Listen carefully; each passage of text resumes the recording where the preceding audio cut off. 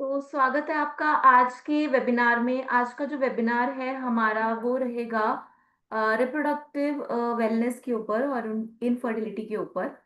तो अभी हमारे साथ ऑलमोस्ट 15 पार्टिसिपेंट्स कनेक्ट कर गए हैं। ये वेबिनार हमारा ऑलमोस्ट 1 आवर का रहता है। तो धीरे धीरे जैसे सेशन आगे प्रोसीड होगा तो वैसे और भी लोग हमारे साथ इस वेबिनार में कनेक्ट होंगे। तो रिप्रोडक्टिव वेलनेस से हम शुरुआत करेंगे। देखो, रिप्रोडक्टिव डिजीज से पहले रिप्रोडक्टिव वेलनेस पे अगर हम फोकस करें तो शायद हमें रिप्रोडक्टिव डिजीज हो ही ना, या infertility related, male female related कोई भी एज सच डिजीज हमें ना आए। तो सबसे पहले तो ये पता होना जरूरी है कि रिप्रोडक्टिव वेलनेस में क्या चीजें आती हैं। रिप्रोडक्टिव वेलनेस में सबसे पहले तो आता है आपको जनरल पता होना चाहिए रिप्रोडक्टिव हाइजीन को लेकर, कि आपकी बॉडी में जो चेंजेस आ रहे हैं वो नॉर्मल हैं, एबनॉर्मल है, कोई इन्फेक्शंस का साइन तो नहीं है। ये सारी चीज़ों को लेकर अपने को पता होना चाहिए। इसके अलावा रिप्रोडक्टिव वेलनेस में सेक्स एजुकेशन भी आता है, जिसमें अपनी बॉडी के अकॉर्डिंग क्या क्या चेंजेस हमारी बॉडी में आते हैं उसके बारे में, और एसटीडीज इन्फेक्शन से प्रिवेंशन के बारे में, अनप्लान प्रेगनेंसीज के बारे में, ये सारी की सारी चीज़ें उसमें अपने पास आती हैं। तो सबसे पहले बात करते हैं रिप्रोडक्टिव वेलनेस फीमेल्स के लिए कितना इम्पोर्टेंट है, और रिप्रोडक्टिव वेलनेस में क्या क्या चीज़ों का आपको ध्यान रखना चाहिए। तो सबसे पहले तो रिप्रोडक्टिव वेलनेस की अगर हम बात करें तो जितनी भी फीमेल्स जो अपने रिप्रोडक्टिव एज ग्रुप में हैं, अराउंड 12-13 ईयर्स से शुरू हो जाता है टिल आपके मेनोपोज तक। इस टाइम पीरियड में बहुत बार आप नोटिस करते हो बहुत अलग अलग तरीके के साइकिल में इरेगुलरिटीज देखने को मिलती हैं। कई फीमेल्स कंप्लेंट के साथ आती हैं कि हमें हमारे पीरियड्स रेगुलर नहीं आते, इरेगुलर आते हैं। कई फीमेल्स को पीरियड्स आते ही नहीं है, 2-2 3-3 मंथ्स नहीं आते हैं। जब पीरियड्स स्टार्ट होते हैं तो स्टार्टिंग के 5-6 मंथ्स में पीरियड्स का स्किप होना या पीरियड्स में गैप आना ये बहुत एक नॉर्मल बात है। पर जैसे जैसे हमारा जो मेनाके का जो एक टाइम पीरियड होता है 1 साल का, उसमें थोड़ा सा वेरिएशन हो सकता है, पर उसके बाद हमारा जो साइकिल होता है, एक हेल्दी साइकिल जो होता है वो रेगुलर हो जाता है। पर अगर आपको लगता है कि आपका साइकिल रेगुलर नहीं है, मंथ में 2 बार आ रहा है, या 2-2 मंथ्स हो जाते हैं, 3-3 मंथ्स हो जाते हैं, पीरियड्स आते ही नहीं है, तो ये साइन है कि जो आपकी रिप्रोडक्टिव हेल्थ है उसमें कोई ना कोई दिक्कत या कोई ना कोई अनोमली है। इसके अलावा अगर आपको वाइट डिस्चार्जेस बहुत ज्यादा रहते हैं, बहुत सी फीमेल्स का ये कॉमन प्रॉब्लम होता है कि उनको वाइट डिस्चार्ज का प्रॉब्लम होता है, या कई फीमेल्स को येलो डिस्चार्ज का प्रॉब्लम होता है। तो अगर वाइट डिस्चार्ज का प्रॉब्लम रहता है तो ये बहुत कॉमन देखा जाता है, फंगल इन्फेक्शंस में ऐसा देखा जाता है। और अगर येलो डिस्चार्ज रहता है तो वो कुछ ट्राइकोमोनल इन्फेक्शंस होते हैं, उसमें बहुत कॉमन देखा जाता है। तो अगर इस तरीके से कोई भी डिस्चार्जेस हैं तो उसे इग्नोर ना करें, जाके अपने डॉक्टर से जरूर जरूर मिले, क्योंकि यही डिस्चार्जेस आने वाले टाइम पे अगर बहुत लंबे टाइम तक बने रहें तो बहुत सारी दिक्कतें कर देते हैं, जैसे पेल्विक इन्फ्लेमेटरी डिजीज हो जाती हैं, या फिर आप देखोगे क्रॉनिक सर्विसाइटिस हो जाता है। तो इस तरीके के प्रॉब्लम्स इससे होने लगते हैं। तो अगर आपको ऐसा लगता है आपको कोई भी इस तरीके से डिस्चार्जेस हैं तो आपको अपने डॉक्टर्स को जरूर दिखाना चाहिए।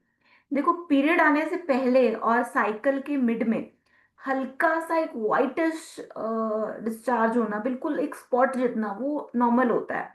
पीरियड से पहले भी नॉर्मल होता है, और अगर मंथ के मिड में आता है तो 14-15 डे पे ऐसा होता है, जो कि साइन होता है आपके ओव्यूलेशन का। अगर उतना रहता है तो वो नॉर्मल है, पर अगर डिस्चार्ज बहुत ज्यादा है, उसमें स्मेल आता है, या इतना ज्यादा डिस्चार्ज रहता है कि आपको कोई पेंटी लाइनर्स पहनने पड़ते हैं, या आपके कपड़े स्टेन्ड हो जाते हैं, तो वो साइन है कि आपका जो भी सर्विक्स है वहां पे कोई ना कोई इन्फेक्शन है, क्योंकि जितने डिस्चार्जेस होते हैं वो सारे के सारे आपके सर्विक्स।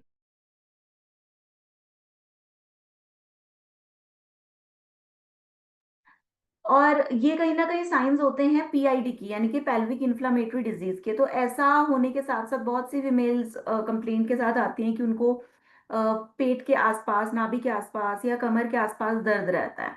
तो अगर ऐसी कोई भी कंडीशंस है उसे इग्नोर ना करें, जाके अपने डॉक्टर से ज़रूर मिलें, क्योंककि यही छोटे छोटे इन्फेक्शंस बाद में क्रॉनिक इन्फेक्शंस में कन्वर्ट हो जाते हैं।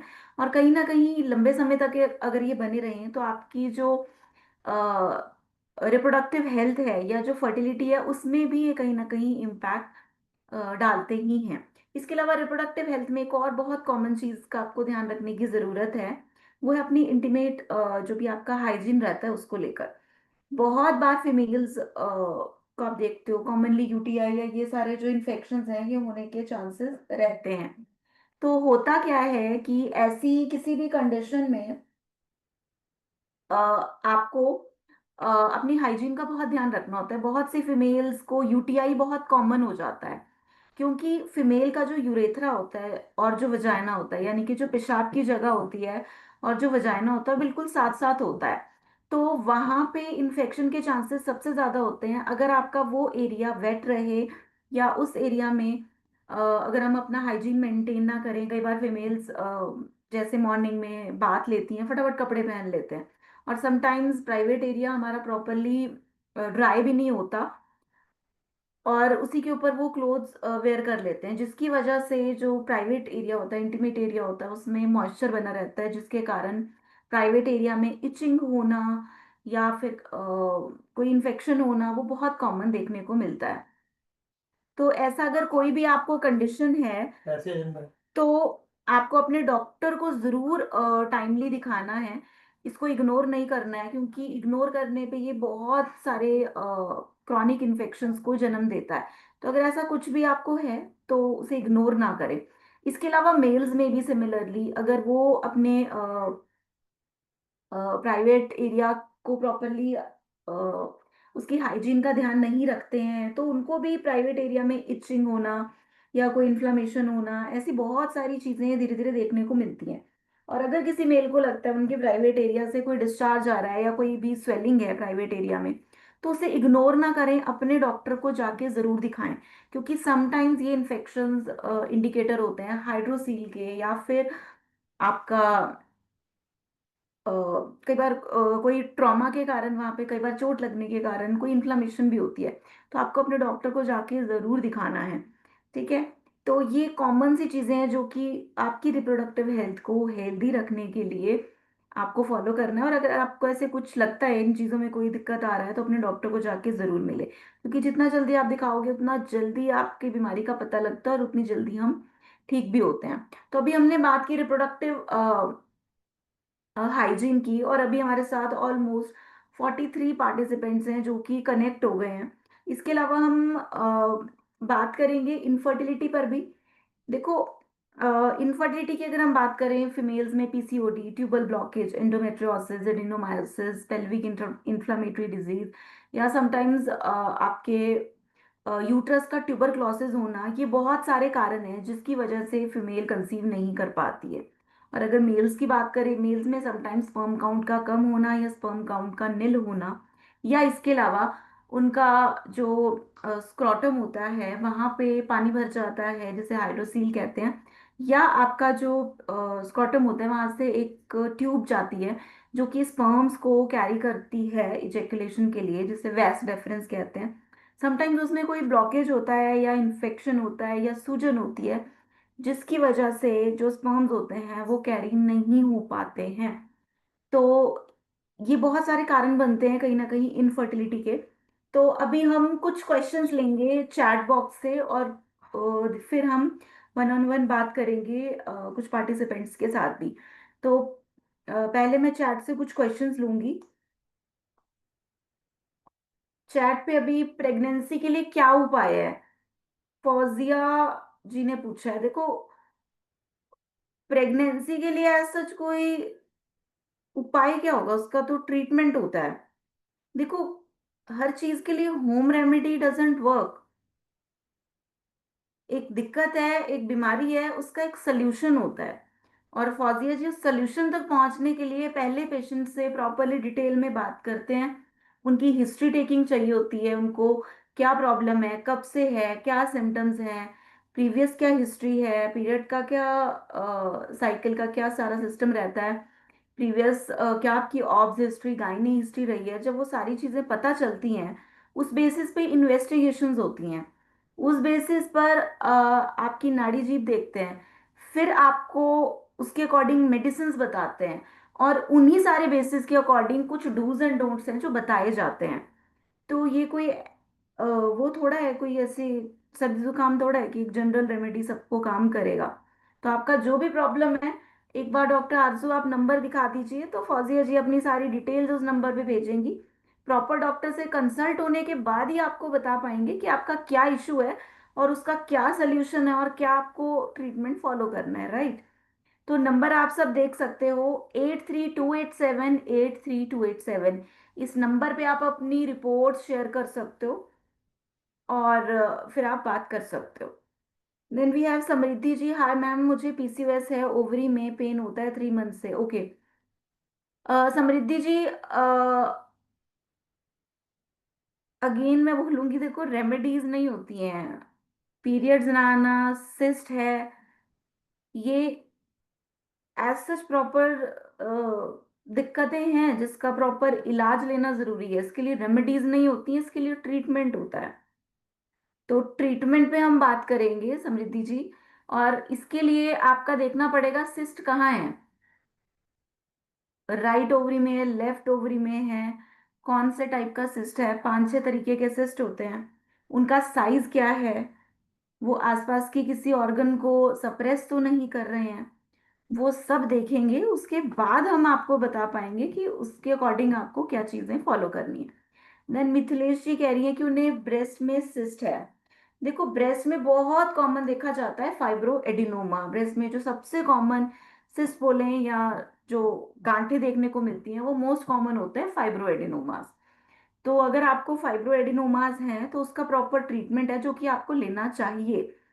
और एक बार उसके लिए अपने को रिपोर्ट्स भी आपकी देखनी है कि वो कितने हैं, एक है, मल्टीपल हैं, ठीक है, कौन सी साइड पे है, लेफ्ट में है, राइट में है।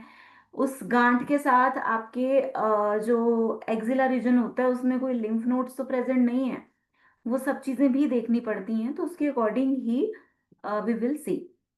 फौजिया जी कह रही है 2 साल पहले मेरी प्रेगनेंसी ट्यूब में थी। तो मैडम आपको ट्यूबल प्रेगनेंसी रह चुकी है पहले, एक्टॉपिक प्रेगनेंसी। इसमें रेमेडीज नहीं होती, इसमें प्रॉपर ट्रीटमेंट चलता है। दोबारा ऐसा ना हो उसके लिए आपके रूटीन टेस्ट करवाने पड़ते हैं प्रेगनेंसी से पहले। बहुत सारी चीजें हैं जो देखनी पड़ती हैं, तो इसे हल्के में मत लो। एक्टॉपिक प्रेगनेंसी कोई रेमेडी वाली बीमारी नहीं है जिसमें कोई रेमेडी बताया और ठीक हो गया। इसमें इलाज चाहिए, ट्रीटमेंट चाहिए। ठीक है, और समृद्धि जी आपको मैं अभी ऑलरेडी आंसर कर चुकी हूँ। आप अपनी रिपोर्ट शेयर कीजिए, नंबर आपको स्क्रीन पर एक बार दिखा देंगे, तो उस पे आप अपनी रिपोर्ट शेयर कर सकते हो। Then we have Sushma ji. Ma'am मेरा 10 अबॉर्शन हुआ है, शादी के 16 साल हो गए और एक भी बेबी नहीं है। बहुत अच्छा क्वेश्चन सुषमा जी ने पूछा है, जिसके थ्रू बहुत सारे लोगों को रिकरेंट मिसकैरेज के बारे में आज हम बता सकते हैं। देखो, रिपीटेडली अबॉर्शन होना, अगर 10 अबॉर्शंस आपके हो चुके हैं 16 साल में और एक बार भी आपका प्रेगनेंसी फुलफिल प्रॉपरली नहीं हुई है, आपका एक भी बेबी नहीं है, लाइव बर्थ अगर नहीं है, तो देखो रिकरेंट मिसकैरेज का एक बहुत कॉमन कारण है टॉर्च इन्फेक्शंस का प्रेजेंट रहना। ठीक है, तो सुषमा जी आपका वो चीजें एक बार रूल आउट करनी जरूरी है। इसके अलावा एक एंटी फॉस्फोलिपिड सिंड्रोम होता है, पीएस करके, वो जिन महिलाओं में देखा जाता है, उनमें भी कंसेप्शन प्रॉपरली नहीं हो पाता है। ठीक है, तो ये सारी चीजें अपने को देखनी पड़ती हैं। इसके अलावा समटाइम्स गर्भाशय का टीबी गोल्ड पॉजिटिव आ जाता है, जिसकी वजह से ऐसा होता है, वो भी अपने को देखना पड़ेगा। तो सुषमा जी, इसके लिए आपका अल्ट्रासाउंड अपने पास होना चाहिए, आपका सीरम एफएसएच एलएच लेवल अपने पास होना चाहिए। अब तक अगर आपके 10 अबॉर्शन हो चुकी हैं 16 साल में, तो आपका जेनेटिक डिजीज का जो स्टडी है वो आपका होना चाहिए अपने पास। क्योंकि समटाइम्स क्या होता है कि अगर कोई जेनेटिक डिजीज के हम कैरियर हैं, तो प्रेगनेंसी ऑटोमेटिकली बाय नेचर भी टर्मिनेट हो जाती हैं। तो आपका पीजीएस प्री आपका जेनेटिक टेस्टिंग होता है, वो होना जरूरी है सुषमा जी। ऐसे कंसीव करते रहोगे, अबॉर्शन होते रहेंगे, पहले पता तो चले आपका टॉर्च पॉजिटिव है, आपका एंटी फॉस्फोलिपिड पॉजिटिव है, कोई ट्यूबरक्लोसिस तो नहीं है बच्चेदानी का, ठीक है, या कोई और ऑटोइम्यून डिजीज अंडरलाइन तो नहीं है, वो भी देखना पड़ेगा। और आपका इसके अलावा बहुत सारे हार्मोनल प्रोफाइल हैं जो इसमें होने चाहिए। जब वो होंगे पता चलेगा उन तीन चार कॉजेज में से क्या कॉज है। कोई जेनेटिक डिजीज के कैरियर तो नहीं हो, जब पीजीएस अपने को पता होगा तो उसके अकॉर्डिंग ही हम कंसीव करेंगे। तो मैं आपको यही बोलूंगी सुषमा जी, बिना प्लान किए don't plan for your pregnancy, जब तक अपने को कारण पता ना चले। जो कारण पता चलेगा उसके अकॉर्डिंग ही तो ट्रीटमेंट होगा।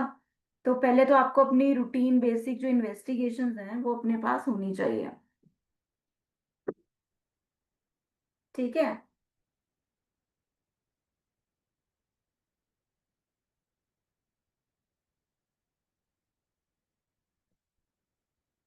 वीना जी कह रही है इनको राइट ओवरी में 71 mm का चॉकलेट सिस्ट है। देखो जो सिस्ट होते हैं ना, इसके लिए हमारे पास उत्तर बस्ती ट्रीटमेंट होता है जो हम करवाते हैं। तो इसमें सिर्फ उत्तर बस्ती नहीं, उत्तर बस्ती के अलावा आपका स्नेहन भी होता है, घृतपान होता है, वमन है, विरेचन है, अ, अनुवासन बस्तियां हैं, आपकी कषाय बस्तियां हैं, या मात्रा बस्तियां हैं, या उत्तर बस्ती हैं, वो सब हम आपको देते हैं। इसके अलावा आपको अलग से एक फर्टिलिटी बूस्ट करने के लिए और हॉर्मोन्स को बैलेंस करने के लिए एक अलग से एक डाइट चार्ट होता है जो कि आपको गाइड करते हैं।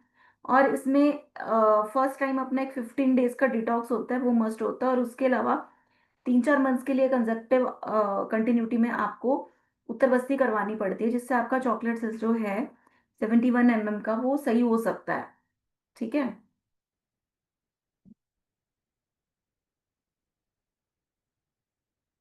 फौजिया जी, आप बेटर है प्रॉपर अपना कंसल्टेशन लें, क्योंकि देखो समझो थोड़ा सा, एक्टोपिक प्रेगनेंसी रह चुकी है आपको।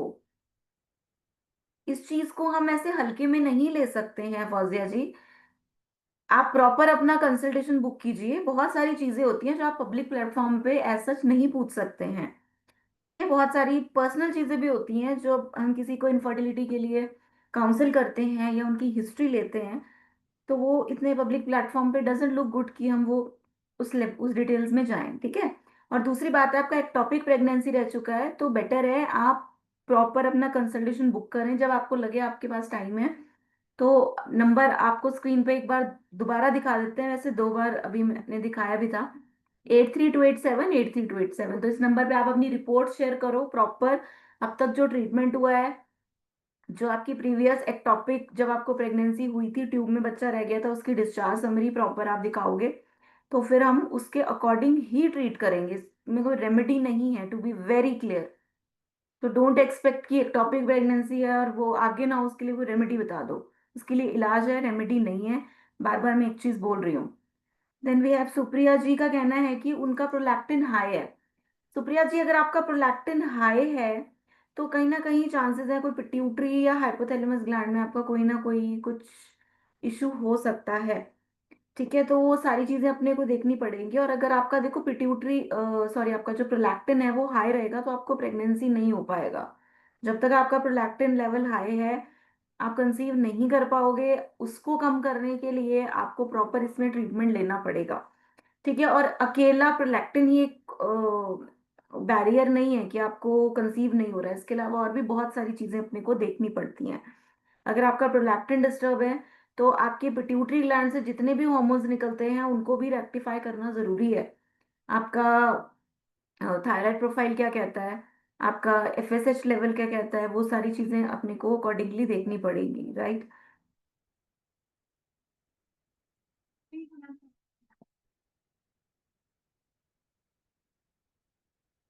रेनू जी कह रही है 6-7 सेंटीमीटर का फाइब्रॉइड है तो वो ओके हो जाता है, उसमें कोई ऐसा प्रॉब्लम नहीं है। हाँ, अब ये देखना पड़ेगा आपकी रिपोर्ट में कि वो सब म्यूकोसल है या सब सिरोसल है। अगर सब म्यूकोसल होता है तो बहुत ही जल्दी ठीक हो जाता है, अगर सब सिरोसल भी है तो भी ठीक हो जाता है, पर थोड़ा सा टाइम ज्यादा लगता है। तो इसमें हम उत्तर बस्ती ट्रीटमेंट कर सकते हैं। इसके अलावा अपने पास प्रॉपर फाइब्रॉइड को रिजॉल्व करने के लिए 15 डेज का डिटॉक्स है जो रिक्वायर्ड रहता है। कृतिका जी कह रही हैं कि मुझे एक ट्यूब ब्लॉक है, उसका ट्रीटमेंट बताएं। अगेन ट्यूबल ब्लॉकेज के लिए बहुत अच्छे रिजल्ट्स हैं उत्तर बस्ती के, क्योंकि उत्तर बस्ती देखो डायरेक्ट इंट्रा यूट्राइन थेरेपी है आपकी। ठीक है, तो यूट्रस के अंदर आप कोई मेडिकेशन देते हो अगर, तो चाहे वो आपका एंडोमेट्रियम है, चाहे आपकी वो ट्यूब्स हैं, चाहे आपकी सिस्ट है, चाहे कुछ भी है, एज सच आपके बच्चेदानी में कोई भी इशू है, उसके अकॉर्डिंग ये हम उसका ट्रीटमेंट कर सकते हैं। देन सौरभ जी कह रहे हैं कि लेफ्ट एंडोमेट्रियोमा है। तो आई थिंक सौरभ जी किसी के लिए पूछ रहे होंगे, अपने नियर डियर वन के लिए। देखो, अगर एंडोमेट्रियोमा है तो उसमें बहुत पेनफुल मेंस्ट्रुएशन भी होता है। और लेफ्ट एंडोमेट्रियोमा है, उसका साइज लोकेशन वेरी करता है, उसके अकॉर्डिंग बता सकते हैं उसमें ट्रीटमेंट कितना जल्दी काम करता है। बट एंडोमेट्रियोमा अगर है तो ये इसको रिजॉल्व हो जाता है, इतना कोई प्रॉब्लम नहीं।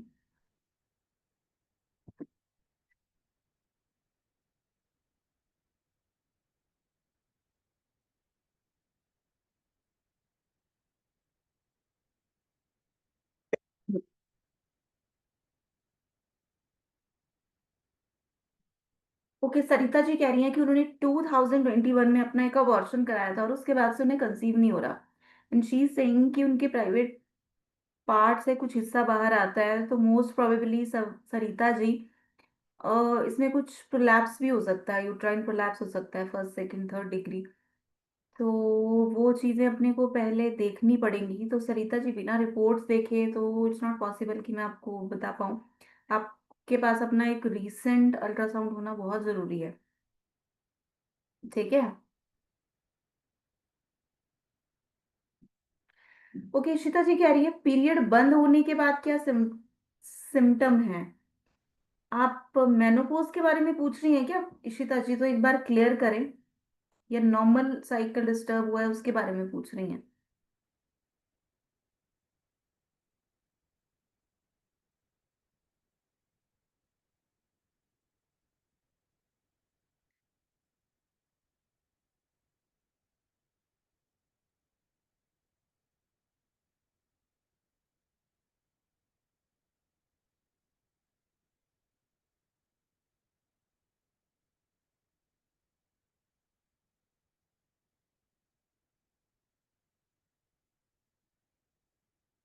ईशिता जी कह रही है मेरी बॉडी से हीट निकलती है और जलन होती है। आई थिंक आपने अभी पूछा भी था पीरियड्स बंद होने का क्या सिम्टम होता है। तो चलो एनीवेज मैं एक बार बता देती हूँ। देखो, जब भी हमारे पीरियड्स बंद होते हैं तो डेफिनेटली बॉडी में चेंजेस तो आते ही हैं। देखो, जब भी एक फीमेल की लाइफ में बहुत चेंजेस आते हैं, जब पीरियड शुरू होते हैं तब, जब प्रेगनेंसी होती है तब, और जब पीरियड्स बंद होते हैं तब। क्योंकि तीनों सिचुएशन में आपकी बॉडी बहुत डिफरेंट एक्ट करती है। बहुत सारे हॉर्मोन्स स्टार्ट होते हैं या कुछ हॉर्मोन्स में चेंजेस होते हैं। आपके एक मंथ के पूरे साइकिल में कुछ डेज पे हॉर्मोन्स कुछ पीक पे होते हैं, फिर एकदम कुछ फॉल करते हैं, फिर एकदम कुछ हॉर्मोन्स में राइज आता है। तो उन सारी सिम्टम्स का जो फर्क है वो हमारे बॉडी में सिम्टम्स पे पड़ता ही है। अगर इशिता जी आप मेनोपॉज के बारे में पूछ रही हैं तो उसका कंफर्मेशन करने के लिए अपने पास दो तीन पैरामीटर्स होते हैं। एक तो पीरियड तब बंद होंगे जब आप मेनोपॉज के एज ग्रुप में होंगे, और मेनोपॉज का एज ग्रुप 45 to 50 के बीच रहता है। बट कुछ फीमेल्स में ये अर्ली भी हो जाता है। और मेनोपॉज है या नहीं उसे कंफर्म करने के लिए एफएसएच लेवल्स को चेक करते हैं।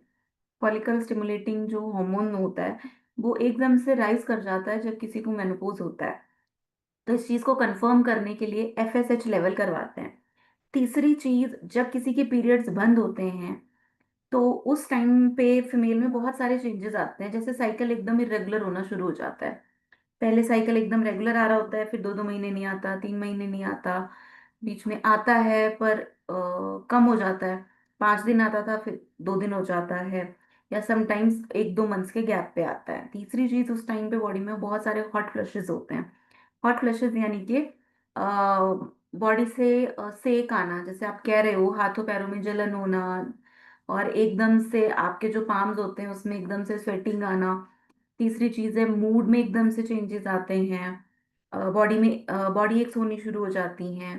इसके अलावा जो फीमेल होती है अपनी जो इंटीमेसी है उसमें भी बहुत सारे चेंजेस देखना शुरू करती है, जिसमें सबसे कॉमन आता है ड्राई वजाइना। क्योंकि एस्ट्रोजन एकदम से आपका फ्लक्चुएट कर जाता है, जिसकी वजह से लोग इस एज ग्रुप में ये बहुत कॉमन सिम्टम्स होते हैं जो देखते हैं। अभिनय जी कह रहे हैं कि उनको पाइल्स है और उसमें ब्लड आता है, तो ब्लीडिंग पाइल्स का केस है। और आज का जो हमारा वेबिनार है वो इनफर्टिलिटी को लेकर है। तो अगर पाइल्स है, ब्लीडिंग पाइल्स है, तो आपको जाके उसके लिए ट्रीटमेंट लेना चाहिए। इस वेबिनार में कोशिश करेंगे हम जितना हम इनफर्टिलिटी रिलेटेड जो क्वेरीज हैं उसको लें। अगर ब्लीडिंग पाइल्स है तो आपको अपने डॉक्टर को जाके दिखाना चाहिए, क्योंकि अगर बहुत ज़्यादा ब्लीडिंग होती है तो समटाइम्स एनीमिया भी हो जाता है। ठीक है, तो वो एक देखना पड़ेगा पाइल्स है या फिशर है या फिस्टुला है। वो खुद को लगता है पाइल्स है, पर वो एग्जामिन करेगा डॉक्टर, तो they will guide you better. Okay, Kritika ji कह रही है उत्तर बस्ती हो गई एक बार तो कितनी बार कराना पड़ता है? एटलीस्ट 5-6 मंथ तो देखो कंजप्टिव आपको कराना पड़ता है विदाउट एनी गैप। ठीक है, बाकी जो आपकी डिजीज है उसकी कंडीशन है उसके according they will guide you. बहुत अच्छा क्वेश्चन पूछा है मीना जी ने। अनएक्सप्लेन्ड इनफर्टिलिटी है, उसके लिए क्या करें? देखो ये बहुत अच्छा सवाल पूछा है Meena ji, thank you so much. आपने इतना अच्छा क्वेश्चन पूछा, तो आपके थ्रू अभी हमारे साथ लगभग 69 पार्टिसिपेंट्स जुड़ चुके हैं, तो आपको बता सकते हैं। ठीक है,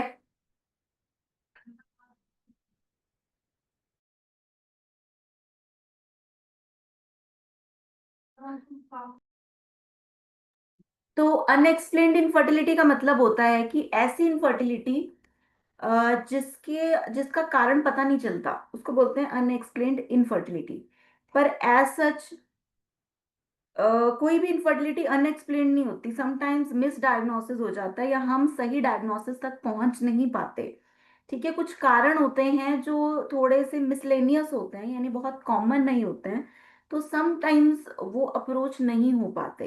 देखो नॉर्मली अल्ट्रासाउंड कराना, हार्मोनल प्रोफाइल कराना, ये हर कोई करवा लेता है।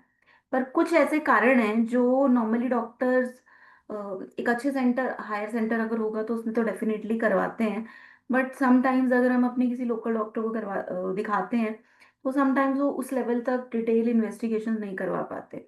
जिसमें सबसे कॉमन होता है आपका एंटी फॉस्फोलिपिड सिंड्रोम, ठीक है, जिसको एपीएल बोलते हैं। तो ये बहुत कॉमन कारण होता है अनएक्सप्लेन्ड इनफर्टिलिटी का। इसमें आपको पेशेंट्स के सारे टेस्ट नॉर्मल मिलेंगे, उसका अल्ट्रासाउंड, उसके हार्मोन सब नॉर्मल मिलेगा। बट जब आप एंटी फॉस्फोलिपिड सिंड्रोम कराओगे तो आपको पता चलेगा भाई उसका पॉजिटिव है और इसकी वजह से वो कंसीव नहीं कर पा रहा। इसके अलावा दूसरा बहुत कॉमन है ऑटोइम्यून डिसऑर्डर्स का बने रहना। अगर आपको किसी भी प्रकार का ऑटोइम्यून डिसऑर्डर है, समटाइम्स क्या होता है कि हमारे ऑटोइम्यून डिसऑर्डर्स के सिम्टम्स उतने अ, नहीं देखने को मिलते हैं पेशेंट में, पर उसका आप टेस्ट कराओगे, एएनए कराओगे, तो आपको देखने मिलेगा वो पॉजिटिव है। तो समटाइम्स उसके कारण ही पेशेंट कंसीव नहीं कर पाता। थर्ड फैक्टर, अगर आपकी बॉडी के अंदर कोई पहले से ही कोई क्रॉनिक इन्फ्लामेशन बनी आ रही है, आपके इन्फेक्टिव जो मार्कर्स होते हैं ईएसआर, एनटीसीसीपी, ये हायर साइड पे ही रहते हैं, कोई बॉडी में इंटरनल कोई इन्फ्लामेशन चल रहा है, तो समटाइम्स उसके कारण भी जो फीमेल है वो कंसीव नहीं कर पाती है। इसके अलावा टीबी गोल्ड टेस्ट जो होता है, यूट्राइन ट्यूबरक्लोसिस या कॉक्स का जो टेस्ट होता है, वो समटाइम्स पॉजिटिव आता है। और हैरानी की बात है, पेशेंट को समटाइम्स सिम्टम्स नहीं होते इससे रिलेटेड, पर जब सब करवा बैठते हैं तो एंड में हम टीबी गोल्ड कराते हैं तो हमें पता चलता है कि भाई उसने ये हो रखा है, कॉक्स है, जिसकी वजह से फीमेल कंसीव नहीं कर पा रही है। तो ये कुछ ऐसे वो हैं, या कुछ ऐसे मिसलेनियस इन्वेस्टिगेशंस हैं जो करवानी चाहिए, जिससे हम वो अनएक्सप्लेन्ड इनफर्टिलिटी को एक्सप्लेन कर सके, यानी हमें कारण पता चल सके। और जब कारण पता चलेगा तो डेफिनेटली हम ट्रीटमेंट तक तो पहुंच ही पाएंगे, है ना।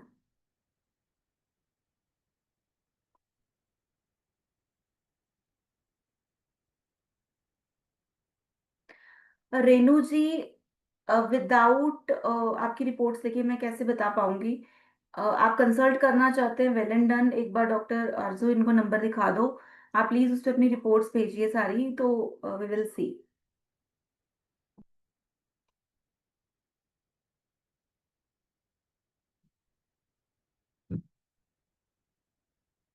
नितिका जी ने एक क्वेश्चन किया है। Hello, ma'am. It's been 7.5 years since my marriage, but I'm not able to conceive. I have got almost all tests done, including USG and all tests done. There was no as such issue. But just a few days ago, a cyst was found in an ultrasound. What should I do? I had fungal infection in the last 1 year, due to which vaginal pain is not stopping, and there is a lot of itching even during normal times and at the time of contact. देखो तो नितिका जी, एक चीज मैं बता दूं, देखो बहुत सारी फीमेल्स को सिस्ट होता है पर रिपोर्ट्स में आता नहीं है। स्पेशली जहां से छोटे होते हैं, बहुत ज्यादा क्लियर नहीं होता, उनका साइज बहुत माइनर होता है, या मल्टीपल फॉलिकल्स देखने को मिलते हैं, सिस्ट वाले फॉलिकल्स देखने को मिलते हैं, तो समटाइम्स वो जो ट्रांस एब्डोमिनल अल्ट्रासाउंड होता है जो कि आपके पेट से करते हैं नॉर्मली, उसमें नहीं दिखता है। उसको क्लियर करने के लिए अपने को टीवीएस यानी कि ट्रांस वेजाइनल जो सोनोग्राफी है वो करानी पड़ती है, जिसमें ये छोटी छोटी सिस्ट या छोटे छोटे बहुत ज्यादा ओवर साइज जो फॉलिकल्स होते हैं वो डायग्नोज होते हैं। तो मैं बोलूँ कि जब अल्ट्रासाउंड की बारी आती है तो कोशिश करो आप टीवीएस अल्ट्रासाउंड की तरफ जाओ as compare to trans abdominal ultrasound. पर यस, ये सिर्फ उन्हीं फीमेल्स के लिए एप्लीकेबल है those who are sexually active और वी कैन से मैरिड। ठीक है, तो जो लोग सेक्सुअली एक्टिव हैं वही फीमेल्स टीवीएस करवा सकती हैं। ठीक है। अ, तो वो चीज अपने को ध्यान में रखनी होती है। और कई बार क्या होता है, किसी भी मेल को ना सारे पीसीओडी के सिम्टम्स होंगे। पीसीओडी के सिम्टम्स में उसको देखो पीरियड्स इरेगुलर भी आते होंगे, उसको थोड़ा बहुत पेन भी हो सकता है, उसको फेशियल हेयर्स होंगे, उसको आप देखोगे थोड़ा इंसुलिन रेजिस्टेंस देखने को मिलेगा, फीमेल्स को वेट लूज करने में बहुत प्रॉब्लम होगा। और आप देखोगे उनका ट्रांस एब्डोमिनल जो अल्ट्रासाउंड आप करवाओगे उसके अंदर सब नॉर्मल आएगा। तो अपने को लगता है अपने को सिम्टम्स आ रहे हैं, फेशियल हेयर्स भी हैं, वेट गेन भी हो रहा है, साइकिल भी रेगुलर है, तो अपने को सिस्ट नहीं है। तो ऐसे में रिपोर्टें आप कराते रहते हो, चीजें अपने को क्लियर नहीं होती और हम ट्रीटमेंट भी नहीं लेते। बट चीजें अंदर होती हैं जो कि समटाइम्स बहुत माइनर होती हैं या ट्रांस एब्डोमिनल अल्ट्रासाउंड में नहीं डायग्नोज हो पाती। तो ऐसी कंडीशन में डेफिनेटली आपको प्रॉपर डॉक्टर को दिखा के अकॉर्डिंगली अपना ट्रीटमेंट प्रोसीड करना चाहिए। सेकेंड बात, आपने बोली है कि आपको फंगल इन्फेक्शन है। देखो अगर फंगल इन्फेक्शन होगा तो उसको रूल आउट करने के लिए दो तीन चीजें आप देख सकते हो। एक तो वाइट डिस्चार्ज होगा, दूसरी बात है आपको बहुत ज्यादा इचिंग हो सकती है प्राइवेट एरिया में, और आप बोल रहे हो कि बहुत इचिंग रहती है इवन टाइम ऑफ कांटेक्ट, तो कहीं ना कहीं देखो सर्विसाइटिस भी हो सकता है भाई। तो वो सारी चीजें प्रॉपरली अपने को रूल आउट करनी पड़ेंगी नितिका। तो आई होप जो मैंने आपको अभी जानकारी दी है इट विल हेल्प यू, तो आप प्रॉपरली अकॉर्डिंगली गाइडेंस ले सकते हो।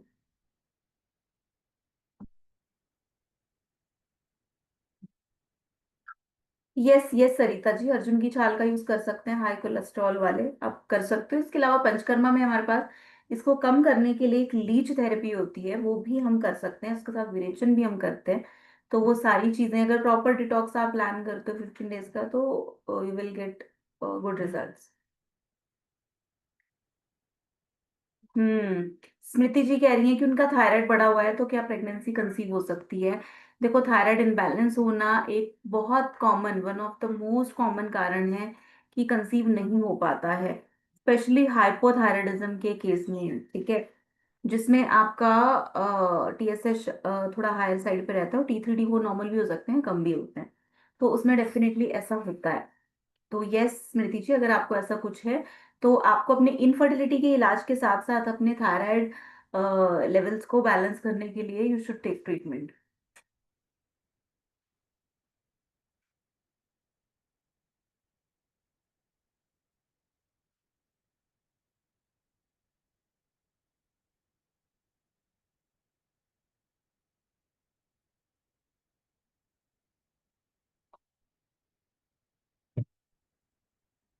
देखो टीएसएच आपका अगर 11 आया है, अमृत, तो बहुत ज्यादा है, हाइपोथायराइडिज्म तो है ही आपको। एक बार आपकी रिपोर्ट्स अपने को देखनी पड़ेंगी, और उसके अलावा आपको ना अपना एक एंटी टीपीओ करवाना चाहिए। ऑटोइम्यून ओरिजिन भी हो सकता है इतना थायराइड इम्बैलेंस होने का। ठीक है, तो आप वो करवाओ और फिर दिखाओ। कल्पना जी कह रही है मैम एंडोमेट्रियम पॉलिप है, क्या ये भी सिस्ट होती है? नहीं, पॉलिप अलग होते हैं, सिस्ट अलग होती है, तो होती है अनवांटेड ग्रोथ्स ही हैं। ठीक है, तो अभी हमने काफी लोगों के जो क्वेश्चंस हैं वो चैट से लिए हैं, तो आई होप आपको बहुत सारी चीजों के बारे में क्लैरिटी हुआ होगा। और चैट से हम जितने क्वेश्चंस लेते हैं वो बहुत सारे और जितने पार्टिसिपेंट्स हैं उनकी भी कुछ कॉमन प्रॉब्लम्स हो सकती हैं, तो उनको भी डेफिनेटली उस जानकारी से या जो भी हमने सोल्यूशंस अभी दिए हैं उसके अकॉर्डिंग उनको हेल्प मिला होगा। तो अभी हम एक कॉलर से बात करेंगे। अभी जो बात करना चाहता है वो कनेक्ट कर सकते हैं, अपना हैंड रेज कर सकते हो, डायरेक्टली आप वन ऑन वन बात भी कर सकते हैं।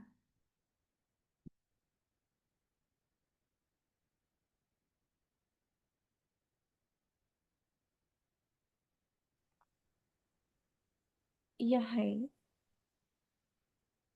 Hello. हेलो, हाँ जी, आरना जी बताएं। Yeah, hi, ma'am. Good evening. This is Anna. Ma'am, actually, I'm planning for my second child. So, I'm unable to conceive. I have one kid, 6 year old. So, uh, I went for one checkup actually. So, ultrasound was normal. Everything was normal. Just my periods are like irregular. Number hmm. of X, they find it like normal only. I have not went to through like lots of treatment yet. So like I tried reaching AIMS 2 3 times actually. Hmm. So got this chance to talk to you. So wanted to know like what kind of treatment maybe for this, and I tried to track my ovulation also and all these things, but unable to do. It's been a year actually. Okay, देखो, आपको doctor ने क्या बोला आपको? इनओव्यूलेटरी cycle कुछ ऐसा बताया है क्या? एक्चुअली उन्होंने कुछ भी like I just took one एक स्कैन लिया था उन्होंने and it was like I didn't went next time for that. The reason was like I took medicine for like I had like white discharge problem and उन्होंने दिया था, and I think just because of those medicine I find some like मुझे कुछ side effects हुए and दोबारा मैंने visit okay, no नहीं। Issues. अभी मुझे बताओ एट प्रेजेंट आप क्या क्या चीजें फेस कर रहे हो, क्या क्या सिम्टम्स आपको भी? अभी तक तो मुझे उन्होंने उनके according number of eggs there is no such problem. वो ओव्यूलेशन होता है एंड एग्स आर मैच्योर और not, they were not able to like उसके लिए स्कैन के लिए उन्होंने वो बुलाया था। ओव्यूल्यूट नहीं हो पाते हैं, उनका साइज कुछ छोटा रह जाता है, ऐसा कुछ। या कुछ ऐसा उन्होंने बताया था, बट उन्होंने ये नहीं बोला था, उन्होंने स्कैन के लिए बुलाया था, but what ever the medicine उन्होंने जो दिया था ना वाइट डिस्चार्ज के लिए, दैट वाज नॉट लाइक वो मुझे सूट नहीं किया, तो दोबारा मैं गई नहीं। तो अभी तक मैंने कहीं हम्म। कंसल्ट ही नहीं किया एक्चुअली। देखो क्या होता है, अगर हम एन ओव्यूलेटरी साइकिल की बात करें, आपको ये तो पता होगा ओव्यूलेशन बहुत जरूरी है कंसीव करने के लिए। हम्म। जो एग है, हर मंथ हमारी एक ओवरी, दो ओवरीज होती हैं लेफ्ट और राइट, हर मंथ एक ओवरी एग को रिलीज करती है।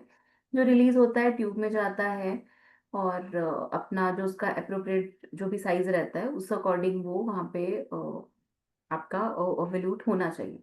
समटाइम्स कुछ ऐसे एग्स होते हैं जो प्रॉपरली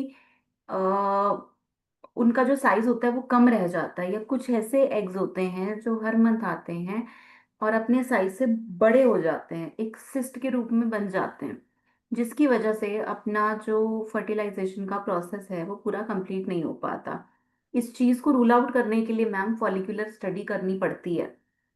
एक हम्म। अल्ट्रासाउंड होता है जो कि कुछ कंजक्टिव डेज पे आपका रेगुलर होता है। सात हम्म। सेवन्थ डे मान के चलो, आज आपको अगर फर्स्ट डे पीरियड आए, उसके बाद seventh eight nine tenth eleven twelfth thirteen fourteen fifteenth 16 day तक वो रेगुलर होता है। उसमें क्या करते हैं, वो रेगुलर जो आपका एग होता है ना उसका साइज मेजर करते हैं कि हम्म। कितना है कितना है कितना है। जब वो साइज बिल्कुल अप्रोप्रिएट हो जाता है, हम्म। ओव्यूलेट होने लायक, उस डे गाइड करते हैं कि आपको इस डे इंटरकोर्स करना है, सो दैट आपका जो फर्टिलिटी के चांसेस हैं वो बढ़ जाएं। दूसरी बात, आपका ओव्यूलेशन प्रॉपर हो रहा है या नहीं हो रहा है उसको देखने के लिए अपने को आपका सिरम एलएच और सिरम एफएसएच जो है वो भी अपने पास होना चाहिए। अगर आपका ओव्यूलेशन प्रॉपर हो रहा है तो आपका जो ल्यूटेंसिक हार्मोन है या फॉलिकुलर स्टिमुलेटिंग हार्मोन है वो अप्रोप्रिएट होगा। हो सकता है वही कम हो, तो वो सारी हाँ, चीजें भी। because the kits आते हैं ना, the kit that are available for ovulation to check, I never found that positive. मुझे कभी पॉजिटिव तो नहीं वही मिला कह था। रही हूँ ना, देखो वो जो है वो एक हैंडी मेथड है कि जिसका ओव्यूलेशन ओके है उसको जस्ट ट्रेस करना है, भाई मेरा एग इस डे पे रिलीज हो रहा है तो मेरे को हम्म। ये डे मेरे लिए अप्रोप्रिएट रहेगा। पर वो हम्म। डे ट्रैक करने के लिए अपने हॉर्मोन्स भी तो ओके होने चाहिए। जो ब्लड हम्म। इन्वेस्टिगेशन है दे आर डिफरेंट, और ये जो आपकी अच्छा। किट है जो आप घर पे देख सकते हो वो एक डिफरेंट चीज है। तो उस ओके, बेसिस पर, जो किट के बेसिस पे आप इवेलुएट कर रहे हो, वो आपके हार्मोन लेवल को नहीं बता पाएगा। ओके। ठीक है, वो तो आप नॉर्मल ऐसे भी देख सकते हो, अगर आपका बॉडी का टेम्परेचर थोड़ा हायर रहता है ओव्यूलेशन के टाइम पे। ओव्यूलेशन हम्म। के टाइम पे आपको हल्का सा वाइट डिस्चार्ज, बिल्कुल थोड़ा सा दिखाई देगा, थ्रेड सा।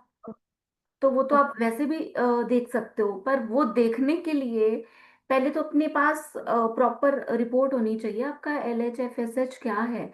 अगर हम्म। वो ही गड़बड़ होगा तो उसके अकॉर्डिंग हम ट्रीटमेंट लेते हैं। अगर वो ओके, सो सही है तो फर्दर आगे जो स्टेप रहेगा उसको फॉलो करेंगे, पर पहले अपने को पता तो चले प्रॉब्लम किधर है। क्योंकि देखो, ओके। ओवल्यूट कराने के लिए मेडिसिन आर डिफरेंट, उसके लिए थेरेपीज डिफरेंट होती हैं। आपका हम्म। एंडोमेट्रियम वीक है, उसके लिए अलग थेरेपीज होती है। PCOD, फाइब्रॉइड, ट्यूबर ब्लॉकेज, उसका एक अलग सिस्टम होता है। तो वो है क्या, वो अपने को देखना पड़ेगा। तो ओके, आप कहाँ से बात कर रही हो आरना जी? मैं बात कर रही हूँ छत्तीसगढ़ से। छत्तीसगढ़ से अगर आप बात कर रहे हो, ठीक है, आप अपनी रिपोर्ट्स एक बार शेयर कर दीजिएगा। जो श्योर, भी मैम नंबर है, आपसे हम आपको वो कंसल्ट नंबर कर एक सकते हैं? बार स्क्रीन पर फ्लैश कर देते हैं, मैं एक बार बोल भी देती हूँ। इट्स 8328783287। तो इस नंबर पे आप अपनी जो रिपोर्ट्स हैं वो शेयर कर दो, तो accordingly we will see. Okay ma'am, अगर आपसे अलग से कंसल्ट करना चाहें ऑनलाइन तो इज यस, इट आप इस पॉसिबल? नंबर पे बोल सकते हो, आपको मेरे साथ बात करनी है तो वी विल टॉक। अच्छा, ठीक है। ओके। ओके ओके, ठीक है मैम, मैं आपको कंसल्ट करती हूँ। Okay okay thank you so much. Okay.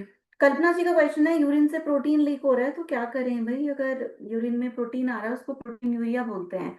ऐसा बहुत कॉमन देखा जाता है लिवर डिसऑर्डर्स में, किडनी डिसऑर्डर्स में, या फिर अगर किसी फीमेल को प्री एक्लैम्पशिया जैसी कंडीशन है, प्रेगनेंसी में बहुत ज़्यादा BP बढ़ा हुआ है, तो एक प्री एक्लैम्पशिया कंडीशन हो जाती है, उसमें ये देखने को मिलता है। तो अगर ऐसा कुछ भी है, इसको इग्नोर मत करो, अपने डॉक्टर से जाके यू शुड मीट।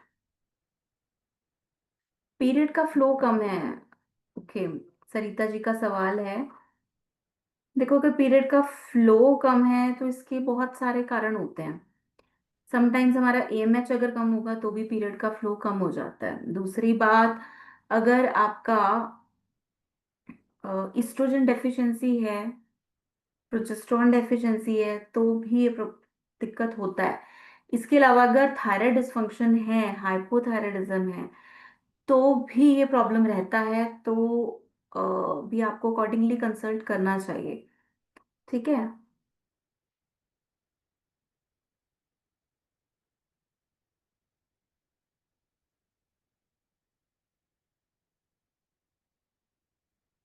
तो अभी कोई और अगर बात करना चाहता है वो भी कनेक्ट कर सकते हैं।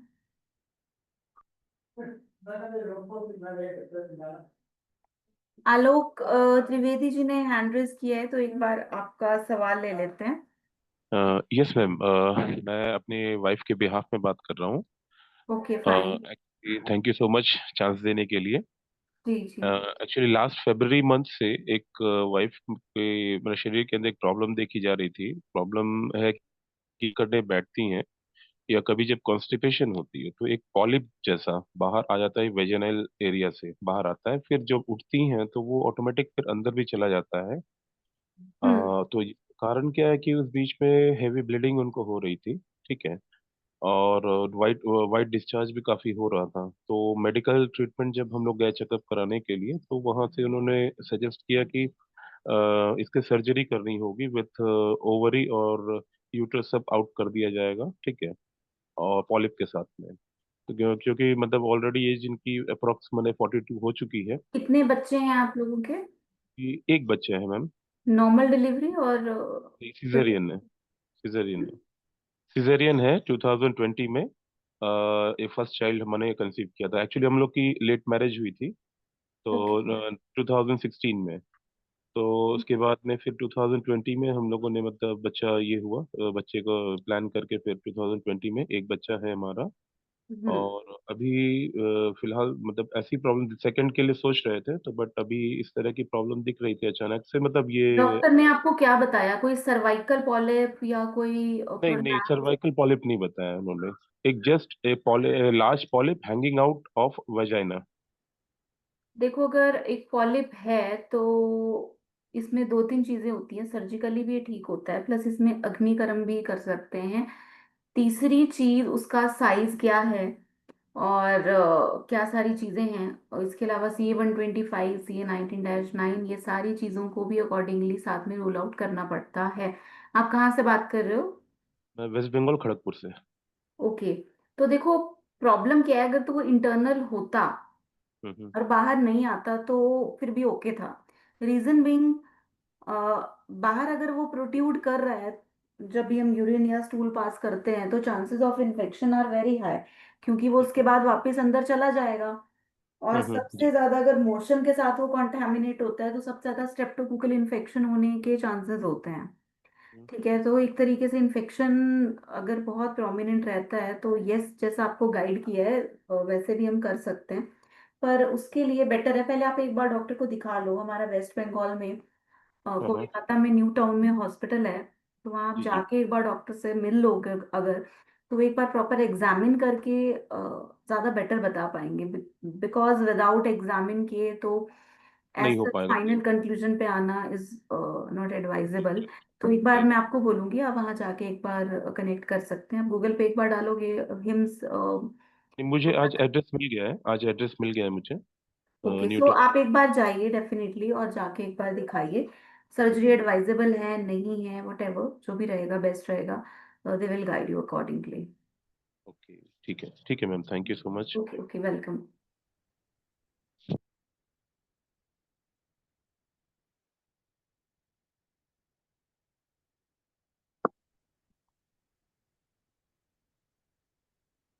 नितिका जी, आपका जो सवाल है वो मैंने दोबारा से सेम चीजें बताई हैं, तो आई होप आपने वेबिनार ध्यान से सुना होगा। और अगर नहीं सुना है तो आपको रिकॉर्डेड लिंक इसका मिल जाएगा, आप एक बार दोबारा सुन सकते हो। मैं बार बार एक ही चीज बता रही हूँ, है ना?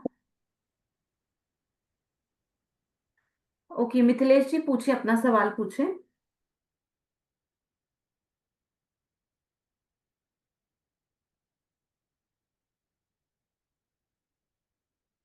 खुशबू जी ने ओके, रेणु जी ने भी हैंड रेज किया, मिथिलेश जी ने भी किया है।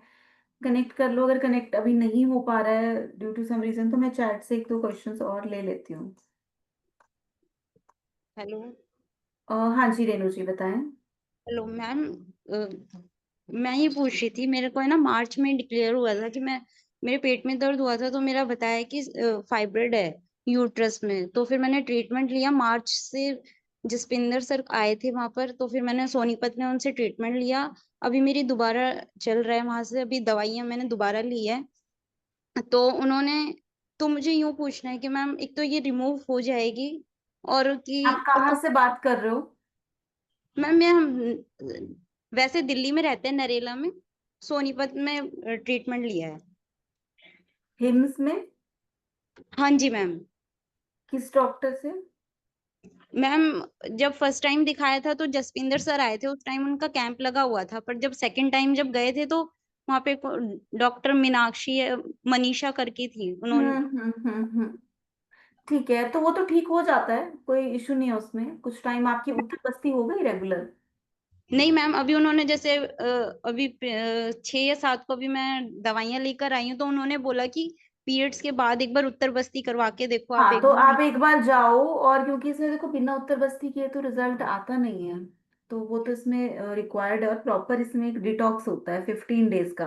तो आप जब भी नेक्स्ट टाइम जाओगे तो आप एक बार चाहे मेरी भी बात करवा सकते हो, मैं भी उनसे बात कर लूंगी। जो भी आपकी रिपोर्ट्स होंगी उसके अकॉर्डिंग एक आपका पंचकर्मा प्लान करना उसमें बहुत जरूरी है। क्योंकि मेडिसिन से जो रिजल्ट आपका 6 महीने में आना है या साल में आना है, वो आप मान के चलो पंचकर्मा से आधे टाइम में ही आ जाता है।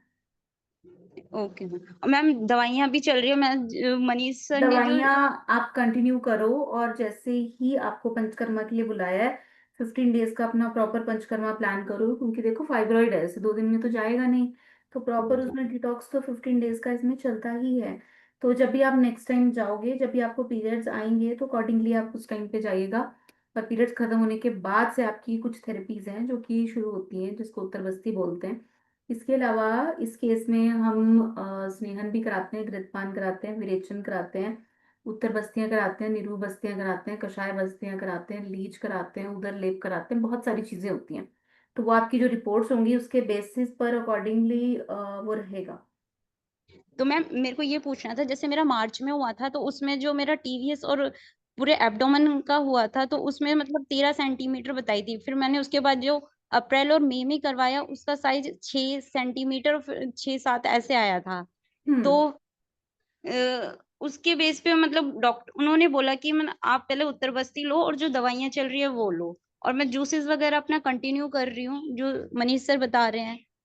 वो आपको और कंटिन्यू करना है, जो जूस आपको बताया वो कंटिन्यू करना है। और देखो, अगर कम हुआ है ओवर द टाइम पीरियड तो आगे भी कम ही होगा। पर अगर आप जितना जल्दी इसमें थेरेपीज लो, उत्तर बस्ती आप जितना जल्दी कराओगे उतने फास्ट रिजल्ट्स इसमें आते हैं। मैम एक क्वेश्चन और है कि मतलब जैसे मैंने फर्स्ट मंथ में दवाइयाँ ली थी तो जो मेरे पीरियड्स का टाइम था वो 1 मंथ मतलब 1 वीक पहले हो गया था, और जो अब की बार हुआ है मेरे को पीरियड्स मतलब कि वो 2 दिन मतलब और एक्स्ट्रा लग गया, मतलब 32 डेज पर आया कोई है, तो बात नहीं, उससे तो थोड़ा कोई सा टाइम लगता है एक बार साइकिल को दोबारा से रीसेट होने में।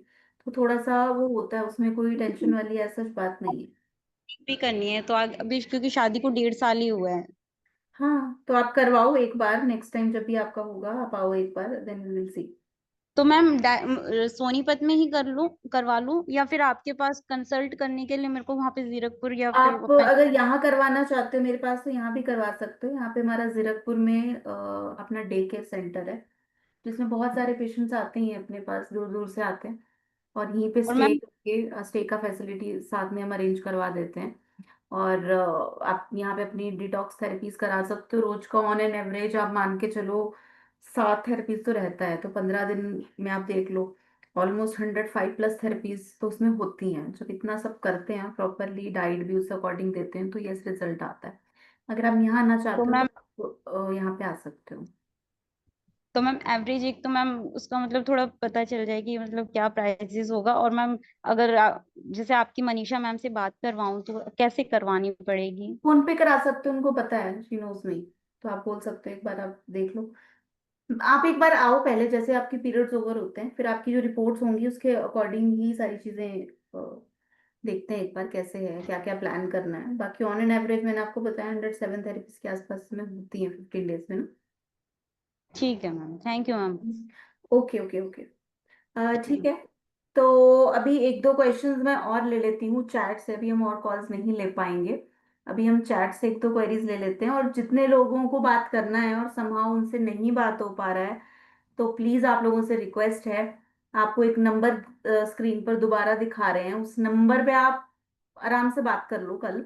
ठीक है, 8328783287, ये जो नंबर आपको दिखा रही हूँ इस नंबर पे भी आप मुझसे डायरेक्ट बात कर सकते हो। अब सबसे देखो एक ही वेबिनार में बात करना इज नॉट पॉसिबल ना, तो सबसे तो बात नहीं हो पाएगी क्योंकि अभी देखो हमारे साथ 66 पार्टिसिपेंट है, पहले 75 के आसपास थे। तो सबसे एक ही वेबिनार में बात कर पाना थोड़ा मुश्किल होता है। इसीलिए आपको नंबर बताया है, तो उस पे आप अपनी रिपोर्ट शेयर कर सकते हो और accordingly we will consult.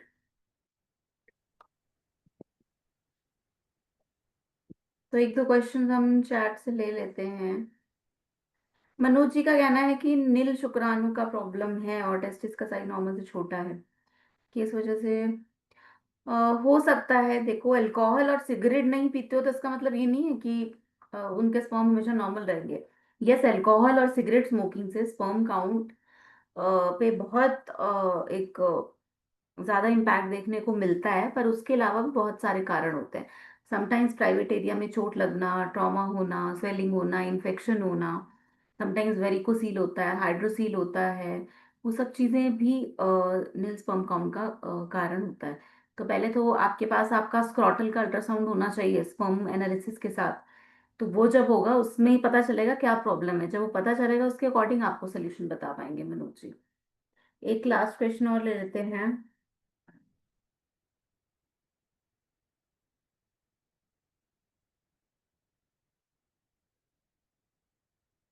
Guwahati में सविता जी हमारा है, क्लिनिक है। आपको उसका एड्रेस दे देंगे, या फिर आप खुद भी गुवाहाटी हिम्स करके या गुवाहाटी शुद्धि करके आप सर्च करोगे तो आपको एड्रेस मिल जाएगा।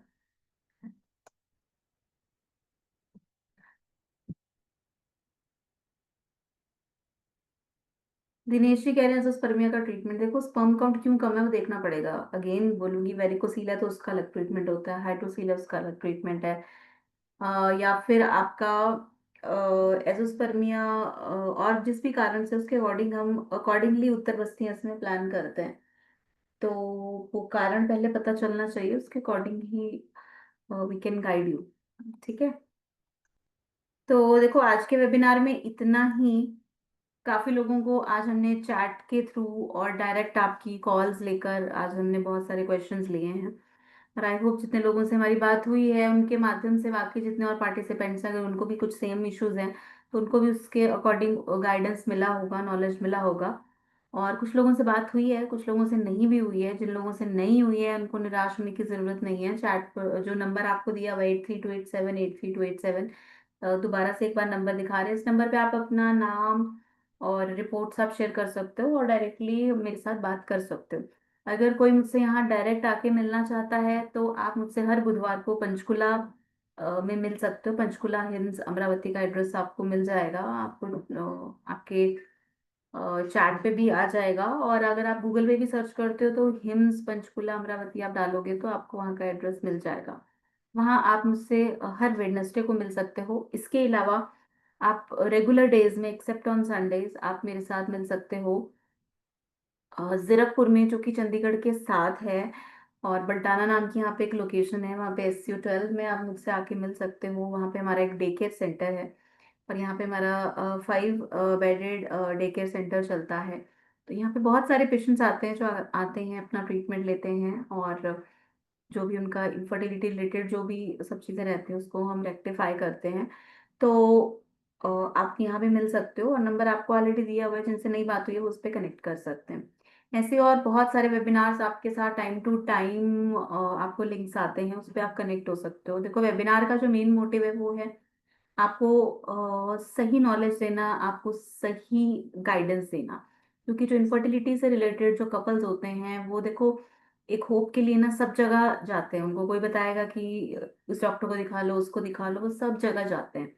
और उस टाइम पे बहुत इंपॉर्टेंट अपना उनका टाइम भी जाता है, पैसे भी वेस्ट जाते हैं। और जब इतनी जगह लोग जाते आते जाते रहते हैं तो बहुत ज़्यादा एक फ्रस्ट्रेशन भी होता है कि भाई चीज़ें रेक्टिफाई नहीं हो पा रही, कोई सोल्यूशन नहीं मिल पा रहा। तो इन वेबिनार्स के थ्रू इसलिए हम आपको एजुकेट करते हैं, बेसिक आपको एजुकेशन देते हैं कि आपका क्या दिक्कत है, वो ठीक हो सकता है, नहीं हो सकता है, कितने टाइम में ठीक हो सकता है, क्या उसका सोल्यूशन है, कैसे उसका इलाज होता है। तो बेसिक चीजें आपको बताते हैं ताकि आपको सही रोड मैप मिल सके, आप सही डायरेक्शन में अपना टाइम, अपना मनी, अपने हेल्थ को इन्वेस्ट कर सको। तो वो बहुत जरूरी है।